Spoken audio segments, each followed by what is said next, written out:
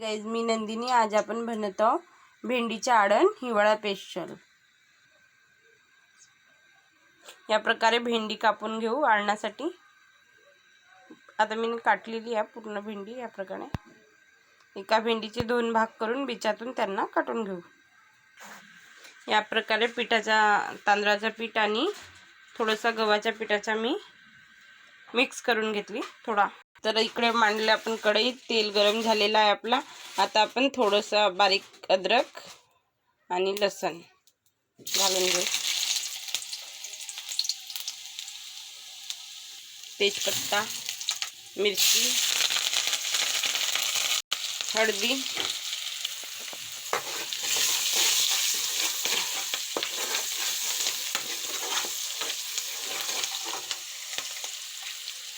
आता घालू भेंड्या. धुवून पुसून छान काटलेल्या भेंड्या आहेत.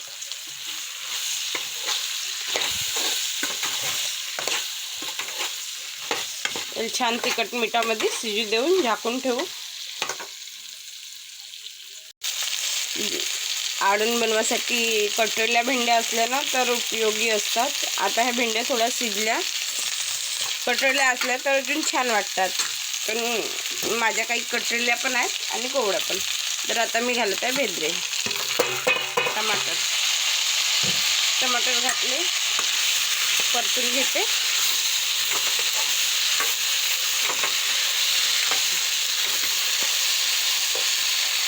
परतून घेतल्यावर ताटी झाकून शिजू. तर बघा, हा आहे थोडासा चाट मसाला आणि हा जिरा पावडर आणि हा आहे धनिया पावडर. हे आपण याच्यात थोडंसं घालत आहोत. तुमच्याकडे आंब्याचे फूल वगैरे असेल ते सुद्धा घालू शकता. माझ्याकडे आंब्याचे फूल वगैरे नाही आहे म्हणून मी जिरा पावडर आणि चाट मसाला वगैरे घालत आहे आणि धनिया पावडर आणि चवीनुसार मीठ सुद्धा घालू. अरे नाही तर 2 चम्मच घालत आहे नमक. थोडंसं हलकंसं नाहीच्या बरोबर तिखट. मिरची घातली आहे, तिखट घालायची काही जरूरत नाही, पण मी थोडंसं घालून घेते. भेंडीचं आरण हिवाळ्यात खाण्यात जी मजा आहे ते कसलीच मजा नाही बाकी सीजनमध्ये. पण हिवाळ्यात खूप छान गरम गरम भाताबरोबर थंडी लागते आणि तो आरण गरम गरम आणि भात खूप छान वाटते. पोळीसोबत पण खाऊ शकता, पण मला भातासोबतच आवडते. छान भेजत थोडंसं अजून वाफीवर शिजवून घेऊ आपण कमी पावरवर. कमीत कमी 5-10 मिनटामध्ये छान शिजून येतात. 5 मिनटामध्ये तर छानच शिजतात म्हणा भेंड्या. बघा, भेंड्या शिजल्यावर मी थोडासा 1 ग्लास पाणी घातला, कारण याला उकळी आली की आपण पीठ घालून घेऊ. जास्त घातलं नाही, 1 ग्लास. बघा, पाणीच घातलं सुद्धा तरी चिकट झाली नाही माझी भेंडी. तेलामध्ये छान फ्राय झालेली होती ना, म्हणून. या प्रकारे शिजवून घेऊ. नमक वगैरे सगळं शिजून जाते. थोडंसा उकळी आली, बघा उकळी आली आहे. आता आपण घोरलेला हे घालून घेऊ. याला थोडा चम्मचनं हलवून घेते, बसलं असते तर. या प्रकारे चम्मचनं हलल्यानंतर हा घालून घेऊ. पूर्ण घातल्यावर असं लागलं पाणी, जेवढा लागते तेवढं पाणी घालून घेऊ. फुल पॉवर करून ठेवू. मी हा जो घोल टाकला याच्यामध्ये गव्हाचा आणि तांदळाचा पीठ मिक्स होता. बघा, लागता पुरता पाणी. नंतर पाणी घातलं तर मजा नाही येत, म्हणून आताच मी थोडा जास्त घालून घेतली. शिजेपर्यंत गाढा येते. त्याला छान खदरी येऊ देऊ. छान 2-3 उडा खदरी आली की चांगला टेस्टी वाटते. म्हणजे पीठ ना तांदळाचं पीठ शिजून जाते, छान याच्यात मिक्स होते. बघा, हे जे प्रोसिजर आहे ना, याला जास्त झाकून ठेवला तर कसं होते, कधी कधी उतून चालले जाते. तर झाकून ठेवा नको. झाकला का उतून लक्ष देत राहावं लागते, नाही तर मग याच्या अंदरची टेस्ट चालली जाते सगळी. येत आहे खदरी हलकी हलकी.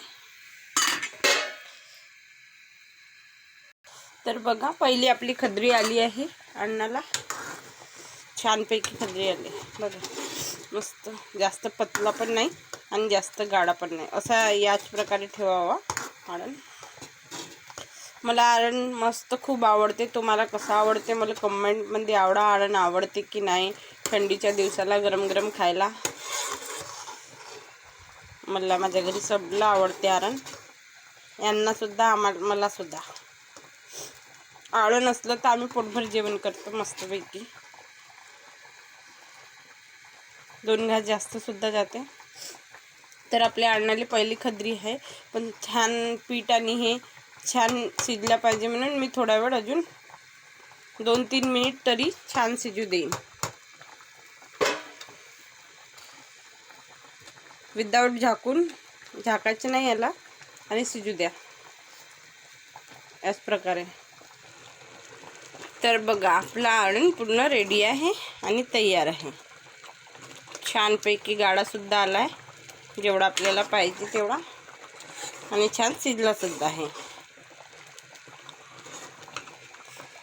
याच्यामध्ये थोडी हळदी कमी झाली आहे बघा, नाहीतर बरोबरच आहे. व्हिडिओमध्ये असं दिसत आहे वाईट बघा. या प्रकारे आपलं आळण शिजलं आहे. आता गॅस करू बंद. कोथिंबीर मारू याच्यावर छान बघा. तर या प्रकारे आळण नक्की बनवून बघा, खूप टेस्टी वाटते. हिवाळ्याच्यानं खूप चांगलं वाटते खायला. तर आवडलं तर नक्की लाईक करा, कमेंट करा, शेअर करा. Bye guys, take care. तर बघा गरम गरम खाण्यासाठी ताट आहे रेडी, आता खाऊन घ्या. Bye, take care. या खायला.